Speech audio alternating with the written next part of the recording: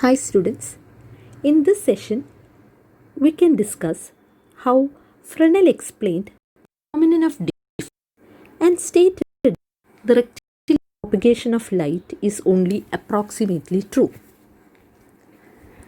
Now, based on Fresnel's assumptions, Fresnel explained the phenomenon of diffraction, and all of you might be knowing the rectilinear propagation of light, that is, light travels in a straight line. Now, Fresnel stated that the rectilinear propagation of light, that is, light traveling in a straight line, is not a universal truth. It is only approximately true. That means there are circumstances when light does not travel in a straight line also. അതായത് ഫ്രെനലിൻ്റെ assumptions ഉപയോഗിച്ചിട്ട് phenomenon of ഡിഫ്രാക്ഷനെ explain ചെയ്യുകയും light ഒരു straight ലൈനിൽ travel ചെയ്യുന്നു എന്ന വസ്തുത എല്ലായ്പ്പോഴും സത്യമല്ല. ചില അപൂർവ സാഹചര്യങ്ങളിൽ ലൈറ്റ് സ്ട്രെയിറ്റ് അല്ലാതെയും സഞ്ചരിക്കും എന്നത് പ്രൂവ് ചെയ്തു. അപ്പോൾ how did he go? As far as your exam is concerned, this is a very important question. Rectilinear propagation of light approximately true ആയ ഒരു വസ്തുതയാണ് എന്ന് ഫ്രെനൽ എങ്ങനെ പ്രൂവ് ചെയ്തു? അതായത് റെക്റ്റിലീനിയർ പ്രോപ്പഗേഷൻ ഓഫ് ലൈറ്റ് ഒരു യൂണിവേഴ്സൽ ട്രൂത്ത് അല്ല, എല്ലായ്പ്പോഴും സത്യമായിരിക്കുന്ന ഒരു ഫാക്റ്റ് അല്ല. അത് ചിലപ്പോൾ ചില ദുർലഭ സാഹചര്യങ്ങളിൽ ലൈറ്റ് സ്ട്രെയിറ്റ് അല്ലാതെയും പോകുന്നു. അതുകൊണ്ട് തന്നെ rectilinear propagation of light approximately മാത്രം ട്രൂ ആയ ഒരു സംഗതിയാണ് എന്ന് ഫ്രെനൽ എങ്ങനെ പ്രൂവ് ചെയ്തു എന്നുള്ളത് ഒരു പ്രധാനപ്പെട്ട എസ്സേ ക്വസ്റ്റ്യൻ ആണ്. So you will have to learn this essay as I have given in this note. It's a very important essay question for your exam. Okay, so let us begin the essay.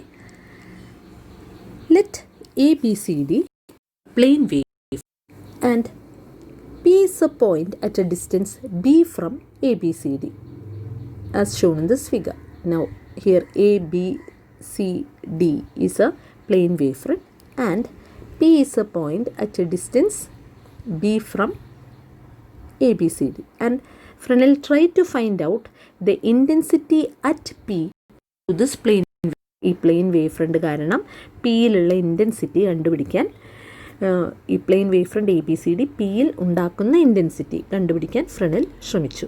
Four that he divided the plane wave front into a number of strips or zones known as Fresnel's half period zones such that if OP is equal to B, PM1 is equal to B plus lambda by 2, PM2 is equal to B plus 2 lambda by 2, PM3 equal to B plus 3 lambda by 2 plus etc. PMN is equal to B plus N lambda by 2.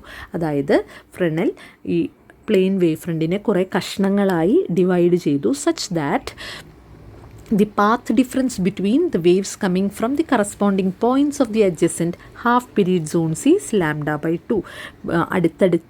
തൊട്ടടുത്തുള്ള half period സോൺസിൽ നിന്നും വരുന്ന waves തമ്മിലുള്ള path difference lambda by 2 ആകുന്ന രീതിയിൽ അയാൾ ഈ plane wave ഫ്രണ്ടിനെ കുറേ കഷ്ണങ്ങളായി ഡിവൈഡ് ചെയ്തു.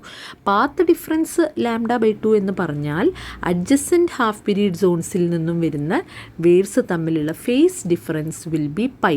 അതായത് ഫസ്റ്റ് സോണിൽ നിന്ന് വരുന്നത് ഒരു സൈൻ വേവ് ആണെങ്കിൽ സെക്കൻഡ് സോണിൽ നിന്ന് വരുന്നവർ കൊസൈൻ വേവ്സ് ആയിരിക്കും. തേർഡ് സോണിൽ നിന്ന് വരുന്നത് വീണ്ടും സൈൻ വേവ്സ് ആയിരിക്കും. ഫോർത്ത് സോണിൽ നിന്ന് വരുന്നത് കൊസൈൻ വേവ്സ് ആയിരിക്കും. That is there is a path difference of lambda by 2 or a phase difference of pi between the waves coming from the adjacent half period zones. And he also told that the first circle, the area of the first circle gives the first half period zone, the area between the second circle and the first circle gives you the second half period zone, and the area between the third circle and the second circle gives me the third half period zone. So the area of the nth half period zone is equal to the area of the nth circle minus n minus 1th circle. nth n minus 1th circle ഇടയിൽ നമുക്ക് area of the nth half period zone കിട്ടുന്നു. And we had derived the equation area of the period zone in the last class, but all these things should be written in this essay too. So area of the nth half period zone is equal to area of n circle minus area of n minus 1 circle, as we have discussed, pi om n square minus pi om n minus 1 square, that is pi r square. Om n square is equal to, by Pythagoras theorem, b plus n lambda by 2 the whole square minus b square, that is equal to b n lambda plus n square lambda square by 4. Lambda square is very very small, so it can be neglected. So OMN square is equal to, approximately equal to bn lambda. If OMN square is equal to bn lambda, OMN minus 1 square will be equal to b into n minus 1 into lambda. So that the area of the nth half period zone is equal to pi bn lambda minus pi bn minus 1 into lambda is equal to pi b lambda. Pi is a constant, b is a constant, lambda is a constant for a given case, so that the area of each half period zone equal to pi b lambda is a constant. So it does not depend on the order of the zone. Order of the zone means this is the first zone, the second zone, this third zone. So this has order n equal to 1, 2, 3, etc. till n. So there is no n term in the area means the area of the half period zone is independent of the order. Next, what will be the effect at P due to the wavefront, or the effect at P due to wavefront AB depends on what all factors. എന്തെല്ലാം ഫാക്ടേഴ്സിനെയാണ് പിയിൽ A B C D എന്ന wave front ഉണ്ടാക്കുന്ന intensity എന്തെല്ലാം ഫാക്ടേഴ്സിനെ അനുസരിച്ചിരിക്കുന്നു അല്ലെങ്കിൽ depend ചെയ്തിരിക്കുന്നു. Okay, so the intensity at P due to the wavefront ABCD depends on what all factors? It depends on 3 factors. One is the distance of P from the wavefront, next is the area of the zone, then the obliquity factor. But we found that the area of each zone is a constant. എല്ലാ സോണുകളുടെയും area constant ആയതിനാൽ ഒരു പ്രത്യേക zone will not create any special effect at P. One zone cannot cause any special effect at P because the area of all the zones are equal. So all the zones will have the same effect at P. Or we can say that the area of the zone does not affect the intensity at P.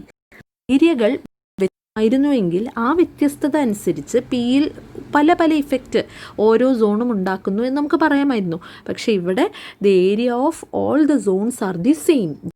The effect due to the area of a zone is the same. Area of does not effect the intensity at P എന്ന് പറയാം. Then let m1, m2, m3, m4 etc. be the amplitude of the waves from the first, second, third etc. half period zone.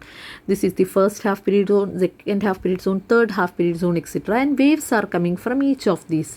Okay, waves are coming from each of these. So let m1 be the amplitude of the wave coming from the first half period zone, m2 be the amplitude of the wave coming from the second half period zone, m3 be the amplitude of the wave coming from the third half period zone etc. till mn. These are the amplitudes of the waves from each of the half period zones. Now we consider these two factors, that is, as the order of the zone increases, this is one first order, second order, third order, fourth order etc. till nth order. As the order of the zone increases, the distance, its distance from the point P will also increase. The distance of the zone from the point P will increase. Also, the angle of inclination of the zone with respect to the point P will also increase, or obliquity will also increase. So as the order of the zone increases, the distance of the zone from the point P and the inclination of the point of the zone from the point P will increase. And we know that as the distance and obliquity increases, the effect it can cause at P, or density attribute to P, will decrease. Did you get an idea? So as the distance of the zone and the obliquity of the zone increases, its effect P decrease. So as the order of the zones go on increasing, the distance and obliquity goes on increasing, and the effect from these zones at P decrease. So that effect ദൂരെയുള്ള സോണുകൾക്ക്, അതായത് order of the zone കൂടുന്നതനുസരിച്ച് അവർക്ക് പിയിൽ ഉണ്ടാക്കാവുന്ന effect കുറയുന്നു എന്ന് പറഞ്ഞാൽ അതിൻ്റെ അർത്ഥം എന്താ? ഈ സോണിൽ നിന്നും വരുന്ന വേവ്സ് പിയിൽ ഉണ്ടാക്കുന്ന ഇൻറ്റൻസിറ്റി കുറവാണ്. ഓക്കെ, ഈ ദൂരെയുള്ള ഓർഡർ കൂടിയ സോണിൽ നിന്നും വരുന്ന വേവ്സ് പിയിൽ ഉണ്ടാക്കുന്ന ഇൻറ്റൻസിറ്റി കുറവാണ്. ഇൻറ്റൻസിറ്റി കുറവാണ് എന്ന് പറഞ്ഞാൽ intensity is proportional to square of amplitude. So the amplitude of the waves coming from the far away zones are decreased, are low. That means first zone has maximum amplitude, second zone has a little lesser amplitude, the third zone, the waves coming from the third zone has still lower amplitude, and it goes on like that. That means M1 will be greater than M2, greater than M3, etc. till Mn. That means the amplitude of the waves from each of the zones goes on decreasing. Okay. Also, the path difference between the waves coming from the adjacent half period zones is lambda by 2, or the phase difference is pi. That is already known to you. Fresnel's assumption ആണിത്. Fresnel ഇപ്രകാരമാണ് ഈ half period സോണുകളെ cut ചെയ്തത്. That means adjacent half period zones തമ്മിലുള്ള path difference lambda by 2 ആണ്, phase difference pi ആണ്. അതായത് first half period സോണിൽ നിന്ന് സൈൻ വേവ് വന്നാൽ സെക്കൻഡ് ഹാഫ് പീരീഡ് സോണിൽ നിന്ന് cosine wave, third half period സോണിൽ നിന്ന് വീണ്ടും സൈൻ വേവ്, ഫോർത്ത് നിന്ന് വീണ്ടും cosine wave. That means the first amplitude is positive, then the second amplitude is negative, third amplitude is positive, fourth amplitude is negative, etc. That is, if M1 is positive, M2 is negative, M3 is positive, M4 is negative, etc. So what will be the resultant amplitude at P? Fresnel കാണാൻ ശ്രമിക്കുന്നത് എന്താ വെച്ചാൽ he is trying to find out the resultant intensity at P due to the wave front ABCD എന്ന wave front കാരണം പിയിൽ ഉണ്ടാവുന്ന total ഇൻറ്റൻസിറ്റിയാണ് final കാണാൻ ശ്രമിക്കുന്നത്. അപ്പോൾ അതിന് പകരം ഫ്രെനലിന് എന്ത് കണ്ടുപിടിച്ചാൽ മതി? He can find out the resultant amplitude due to all the waves at P, and then from that he can square it and find out the intensity. Okay, so now he is going to find out the resultant amplitude as A is equal to M1 minus M2 plus M3 minus M4, etc. because M1 is positive, M2 is negative, M3 is positive, etc. So the odd terms are positive, even terms we have taken them as negative. So A is equal to this. Now A is equal to M1 minus M2 plus M3 etc. till plus Mn if n is odd, because all odd terms are given positive sign here, so it will be plus Mn if the last zone n is odd, and it will be minus Mn if the last zone n is even. Then what do you do to simplify this? What is done? A is equal to, I divide the odd terms into two halves. M1 is divided into M1 by 2 plus M1 by 2. M3 is divided into M3 by 2 plus M3 by 2. And M5 is divided into M5 by 2 plus M5 by 2. This goes on. Then what we do is M1 by 2 അവിടെ തന്നെ വെച്ചു. അതിന് ശേഷമുള്ള M1 by 2 minus M2 plus M3 by 2 മൂന്നാളെയും ഒരുമിച്ച് group ചെയ്തു. M3 ബാക്കി വരുന്ന M3 by 2 minus M4 plus M5 by 2 അടുത്ത മൂന്ന് ടേംസിൻ്റെ group, M5 by 2 minus M6 minus plus M7 by 2 അടുത്ത ഗ്രൂപ്പ്, ഇങ്ങനെ ഗ്രൂപ്പുകളായി പോകും. ഈ ഗ്രൂപ്പുകളുടെ പ്രത്യേകത എന്താ വെച്ചാൽ a large term divided by 2 plus a small term divided by 2 minus an intermediate term. That means the whole term inside the bracket cancels off to 0. അതങ്ങനെ ചെയ്യാൻ പറ്റുന്നത് എന്തുകൊണ്ടാണ്? M1 is less than M2 less than M3. ഈ ട്രെൻഡാണ് ഈ മൂന്ന് ടേംസും follow ചെയ്യുന്നത്. പോരാത്തതിന് രണ്ട് പേര് പോസിറ്റീവും കൂടിയ ഒരു ടേമും കുറഞ്ഞ ഒരു ടേമും പോസിറ്റീവ് അവരുടെ രണ്ട് ഹാഫുകൾ ചേർത്താൽ അത് ഈ മിഡിൽ ടേമിനോട് equal ആയിരിക്കും, but they are in opposite signs, so they cancel off. So the terms inside the brackets will cancel off to 0. അങ്ങനെ ചെയ്ത് അവസാനം കിട്ടും you get the resultant amplitude A is equal to ഈ ആദ്യത്തെ M1 by 2 plus അവസാനത്തെ Mn by 2. അതായത് Mn odd ആണെങ്കിൽ ഈ ഓഡ് ടേമുകളെ നമ്മൾ രണ്ട് കഷ്ണമാക്കി M1 by 2 plus Mn by 2 എന്ന് പറയുന്ന രണ്ട് ടേംസ് നിൽക്കും. അതിൽ ആദ്യത്തെ Mn by 2 ഒരു മൂന്ന് ടേമുള്ള ഒരു ബ്രാക്കറ്റിൻ്റെ ഉള്ളിൽ പെട്ട് ക്യാൻസലാവും. അവസാനത്തെ mn/2 പക്ഷെ അവിടെ ബാക്കി നിൽക്കും. അതുകൊണ്ട് n ഓഡാണെങ്കിൽ the resultant amplitude is m1/2 plus mn/2. m even ആണെങ്കിലോ a is equal to m1/2 plus mn-1/2 minus mn. ഇതെങ്ങനെ വന്നു? m ഈവൺ ആണെങ്കിൽ ലാസ്റ്റ് ടേം മൈനസ് mn. അതിൻ്റെ മുന്നത്തെ term will be an odd one. It will be mn-1/2 plus mn-1/2. ഇതിലെ ആദ്യത്തെ m-1/2 ഒരു 3 term ഉള്ളതിൻ്റെ കൂടെ പോവും. അപ്പോൾ ഇറ്റ് വിൽ ക്യാൻസൽ ഓഫ്. പക്ഷേ ബാക്കി 2 ടേമുകൾ അവിടെ നിൽക്കും. അത് ക്യാൻസൽ ആവണമായിരുന്നുവെങ്കിൽ നമുക്ക് വീണ്ടും ഒരു ഓഡ് ടേം വേണമായിരുന്നു, mn+1/2 പ്ലസ് mn+1/2. അപ്പോൾ ഇവർ 3 കൂടി ക്യാൻസൽ ചെയ്ത് mn+1/2 മാത്രം ബാക്കി നിൽക്കും. പക്ഷേ we have only n zones, so we need not consider all these things. അപ്പോൾ the last term when n is even is m1/2 plus mn-1/2 minus mn.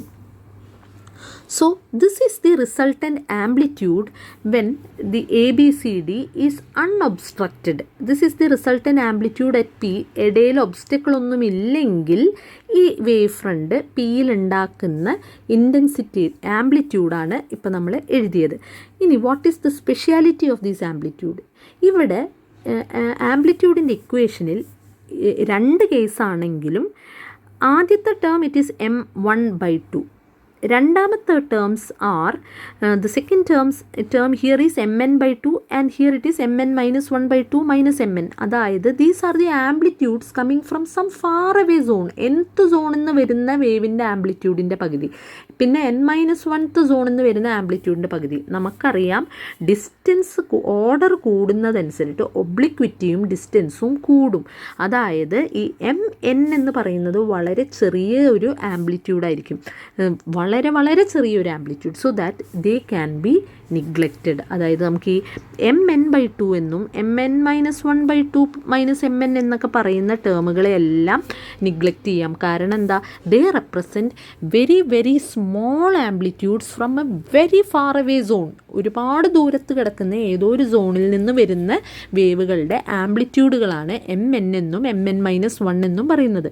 So they can B neglected because they will be very very small. നമുക്കറിയാം അതെന്തുകൊണ്ടാണ് small. m1 greater than m2 greater than m3 etcetera അങ്ങനെ കുറഞ്ഞു പോവുകയാണ്. കാരണം as the distance of the zone and the obliquity of the zone from P increases, the amplitude of the waves coming from there will decrease. Okay, so these terms can be neglected. So what will my A be equal to? A will simply be equal to, resultant amplitude will be equal to m1/2. That is, the intensity at P due to the wavefront ABCD is proportional to m1/4.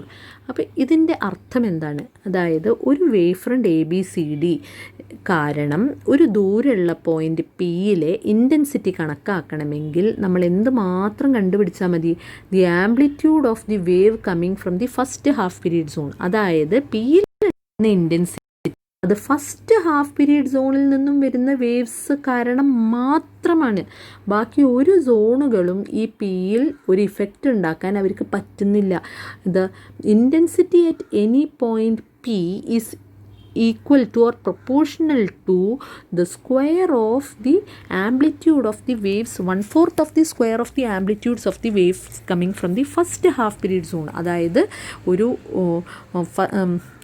Wave front കാരണം ഒരു ദൂരമുള്ളൊരു point പിയിൽ effect ഉണ്ടാക്കാൻ first half period സോണിന് മാത്രമേ സാധിക്കുള്ളൂ എന്നർത്ഥം. Now consider another case, that is if an obstacle is placed in the path of the wavefront. ഈ wave ഫ്രണ്ടിൻ്റെ മുന്നിൽ ഒരു ഒബ്ജക്റ്റ് വെച്ചിട്ടുണ്ട് എന്ന് കരുതുക. Then what will be the intensity at P? ഒരു ഒബ്സ്റ്റക്കിൾ ഈ വേവ് ഫ്രണ്ടിൻ്റെ മുന്നിൽ വെച്ചാൽ എന്തു പറ്റും? It will block the first few half period zones. ഈ ഒബ്ജക്റ്റ് എന്ത് ചെയ്യും? ഇവിടുത്തെ ആദ്യത്തെ ചില ഹാഫ് പീരീഡ് സോണുകളെ ബ്ലോക്ക് ചെയ്യും. അപ്പോൾ എന്തു പറ്റും? First half period zone, second half period zone എല്ലാം ബ്ലോക്കായി പോയി കഴിഞ്ഞാൽ ബാക്കി ദൂരമുള്ള ഹാഫ് പീരീഡ് സോൺസിൽ നിന്നൊന്നും ലൈറ്റ് പിയിലേക്ക് എത്തില്ല. അതാണ് ഇപ്പോൾ നമ്മൾ കണ്ടുപിടിച്ചത്. അതുകൊണ്ടാണ് നമുക്ക് എന്ത് കിട്ടുന്നത്? പി എന്ന റീജിയനിൽ ഷാഡോ കിട്ടുന്നത്. Is it clear?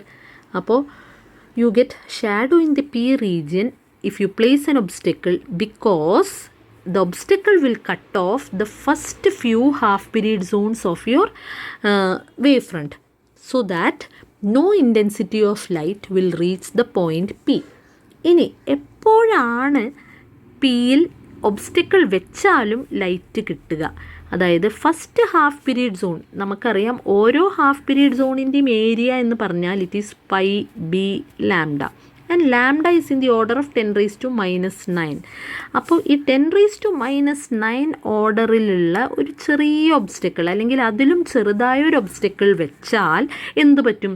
First half period സോണിൽ നിന്ന് പി എന്ന് പറയുന്ന റീജിയനിലേക്ക് ലൈറ്റ് കടന്നു വരും. ഈ ഒബ്ജക്റ്റിനെ മറികടന്നുകൊണ്ട് ലൈറ്റ് കടന്നു വരും. ഇതാണ് ഡിഫ്രാക്ഷൻ. അപ്പോൾ ഇങ്ങനെയുള്ള അവസരങ്ങളിൽ, അതായത് if the size of your obstacle is smaller than the area of the first half period zone or it is comparable to the wave length of light ആണെങ്കിൽ light will not follow a straight path. what will it do? It will pass over the obstacle and encroach into its geometrical shadow region. This was explained in manner final. അപ്പോൾ ഫ്രെനലിൻ്റെ theory ഉപയോഗിച്ച്, half period സോണിൻ്റെ theory ഉപയോഗിച്ച് നമ്മൾ പറയുകയാണ്, normal സൈസിലുള്ള obstacles എല്ലാം തന്നെ ഒരു wave ഫ്രണ്ടിൻ്റെ മുന്നിൽ വെച്ചാൽ അത് കുറേയേറെ ഹാഫ് പീരീഡ് സോണുകളെ കട്ട് ചെയ്യും. 1, 2, 3, 4 അങ്ങനെ ആദ്യത്തെ ഇഫക്റ്റീവായി ഇൻറ്റൻസിറ്റി പിയിൽ പ്രൊഡ്യൂസ് ചെയ്യാൻ പാകമുള്ള എല്ലാ ഹാഫ് പീരീഡ് സോണിനെയും നമ്മുടെ നോർമൽ സൈസിലുള്ള ഒബ്ജക്ട്സ് എല്ലാം തന്നെ കട്ട് ചെയ്ത് കളയും. So no light enters into the point P, അതായത് ഒബ്ജക്റ്റിൻ്റെ മറുവശത്ത്, നമ്മുടെ മറുവശത്ത് നിൽക്കുന്ന പോയിൻ്റ് പി എന്ന് പറയുന്ന പോയിൻറ്റിൽ ഒരു ലൈറ്റും എത്തില്ല. That means that region forms the geometrical shadow region. But if the size of your obstacle is smaller than the size of the first half period zone, or if its size is comparable to the wavelength that you have used, then what will happen? Light will penetrate or encroach into the shadow region and reach P. Light വളഞ്ഞു വന്ന് ഈ first half period സോണിൽ, നമ്മൾ അതാണല്ലോ പഠിച്ചത്. നമ്മളെന്താ പഠിച്ചത്? ഒരു വേവ് ഫ്രണ്ട് കാരണം പി എന്ന് പറയുന്ന പോയിൻറ്റിലെ ഇൻറ്റൻസിറ്റി എന്ന് പറഞ്ഞാൽ it will depend only on the amplitude of the wave coming from the first half period zone. അപ്പോൾ ഫസ്റ്റ് ഹാഫ് പീരീഡ് സോൺ കംപ്ലീറ്റായി മറഞ്ഞില്ലെങ്കിൽ അവിടെ നിന്നുള്ള വേവ്സ് പിയിലേക്ക് എത്തും. അതായത് ലൈറ്റ് ഒബ്ജക്റ്റിനെ വളഞ്ഞ് പിയിലേക്ക് കടന്നു വരും. അതായത് there will be no perfect geometrical shadow region. Okay, so that is the case. Light follow rectilinear propagation of light. അപ്പോൾ ഫെർമാറ്റ് എന്താ പറഞ്ഞത്? ലൈറ്റ് എല്ലാ അവസരങ്ങളിലും റെക്റ്റിലീനിയർ പ്രോപ്പഗേഷൻ ഓഫ് ലൈറ്റ് എന്ന തിയറി ഒബേ ചെയ്യില്ല. ചില സാഹചര്യങ്ങളിൽ, അതായത് ഒബ്ജക്റ്റിൻ്റെ സൈസ് വളരെ ചെറുതാവുമ്പോൾ ലൈറ്റ് വളഞ്ഞു വന്ന് ഷാഡോയിലേക്ക് കടന്നു കയറും. So the rectilinear propagation of light is only approximately true. So he told that in normal cases the size of objects are much larger than the wavelength of light, so no light penetrates into the geometrical shadow and diffraction effects are not visible, that is light obeys rectilinear propagation. But if the size of the obstacle is in the order of the wavelength of light, light bends into the geometrical shadow and do not obey rectilinear propagation of light. Thus Fermat proved that rectilinear propagation of light is only approximately true. It is not true under all circumstances. In rare cases, when the size of the obstacle is smaller than the area of a half period zone, or if the size of the obstacle is comparable to the wavelength of light, light will bend into the geometrical shadow region and will not obey rectilinear propagation. Okay, so I hope this session is clear to all of you. If you have any doubts, please do contact. This is a very important essay question as far as your examination is concerned. Thank you.